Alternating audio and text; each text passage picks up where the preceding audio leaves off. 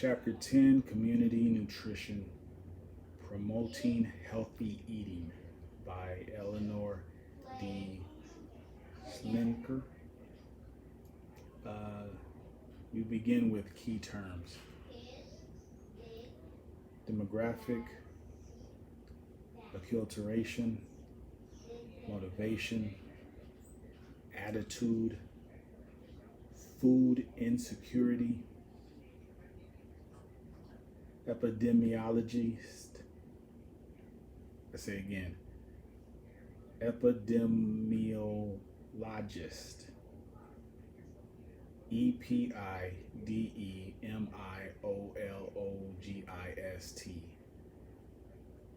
Epidemiologist. Entitlement programs, poverty line, paraprofessionals.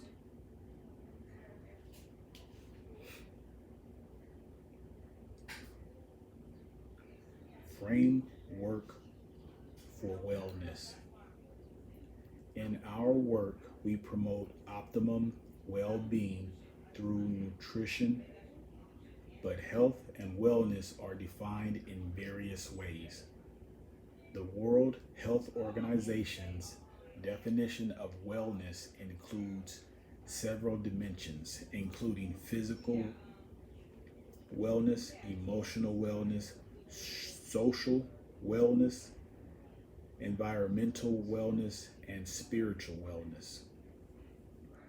This expanded definition includes not only building a strong physical body, but also developing a healthy self-concept, establishing satisfying relationships with others, and making decisions that are positive in protecting and maintaining our physical environment. The Centers for Disease Control and Prevention has introduced the concept of healthy days to measure quality of life and health. Individuals with chronic conditions such as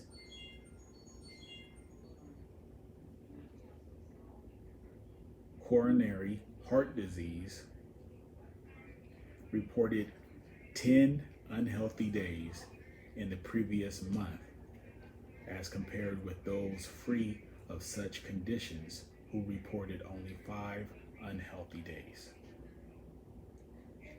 Helping individuals and families make positive changes in their lifestyles to improve their nutrition and well-being is both an art and a science. The dietary reference intakes, My Pyramid, and the dietary guidelines for Americans provide the science. What nutrients and foods are needed in what amounts to maintain a healthy body and postpone chronic disease, but adapting those guidelines to individuals with particular food patterns, income, living situation, and food beliefs is an art. Therefore, it requires patience, sensitivity, and application of behavioral theory. In the following sections, we address these issues.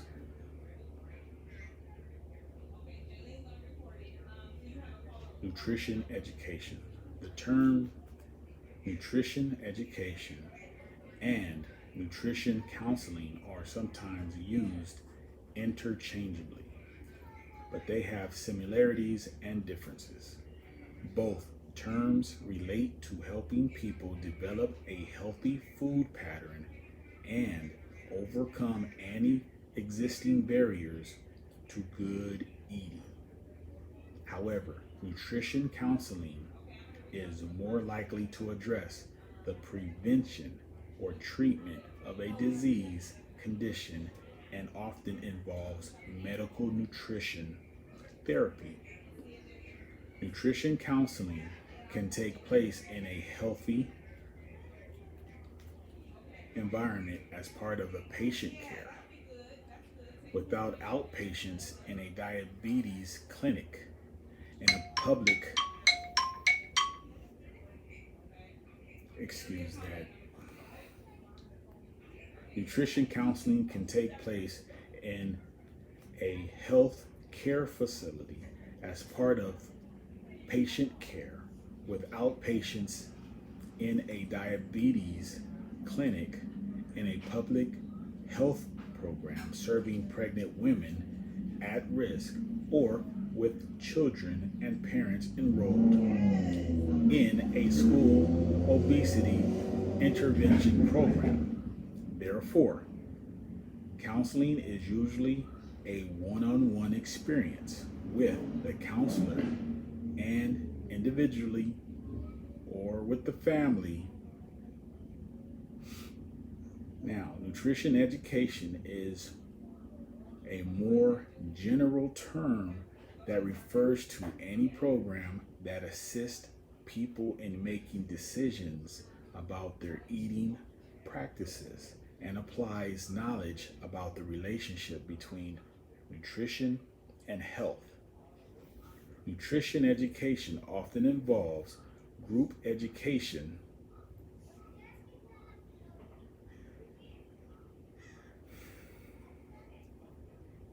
such as a school, class, or group weight loss program.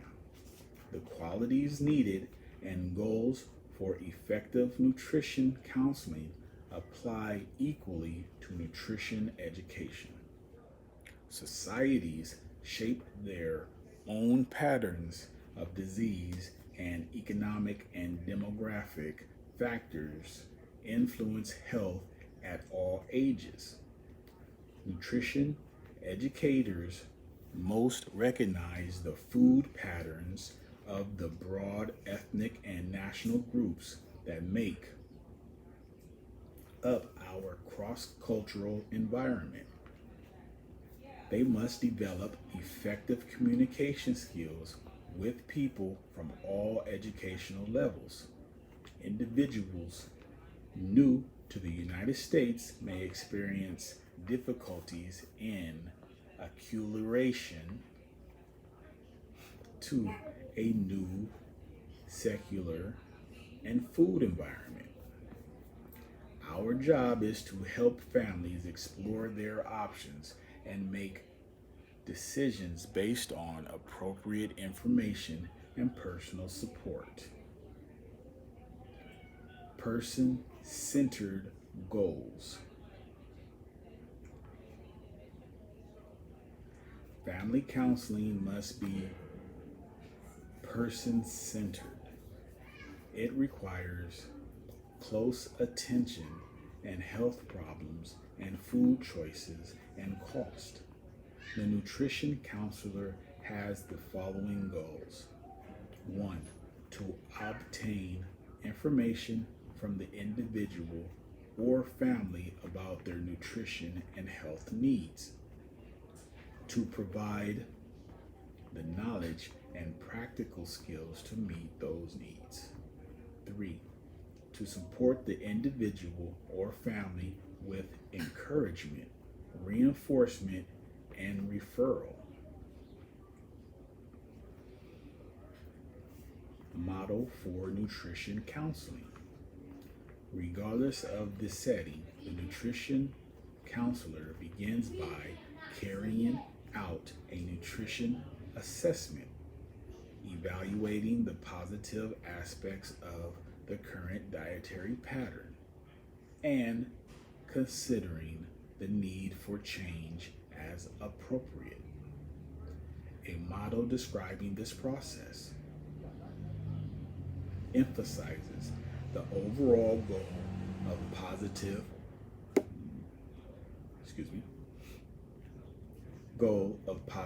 health intervention. Now, getting started. The personal qualities of the counselor and the social environment he or she creates are critical to success. Early in the process, the nutrition counselor must provide a foundation for future communication and trust as follows. Build a relationship. Counseling is a dynamic and person centered process rooted in a helping relationship. The first step in offering help is establishing a connection of trust and respect, demonstrating kindness and concern. Create a positive climate. Choose a comfortable setting with adequate space, ventilation, lighting, and low noise level. Allow sufficient time free from interruption and the privacy needed to ensure confidentiality. Place the desk to the side, not between you and your client. Develop constructive attitudes. This includes accepting people as they are and where they are in their personal development. You must also recognize their thoughts and ideas as important. Beware of your own feelings and biases and work to control them. Your evaluation of a situation must be based on facts, not opinions, assumptions, or interference. Finally, you must hold compassion for others, accepting their emotion and absorbing its meaning. Counseling as a process. Nutrition counseling is a process, not something that happens to a person and instantly changes his or her behavior. Counseling involves small steps that over time lead to an improved nutritional status or disease condition. The goal will depend on the situation. In a clinical setting, counseling might involve helping a person newly diagnosed with diabetes to set up a meal pattern to achieve target blood glucose levels. In a school, the goal for individual or group counseling might be helping children choose lower fat snacks to support a healthy weight.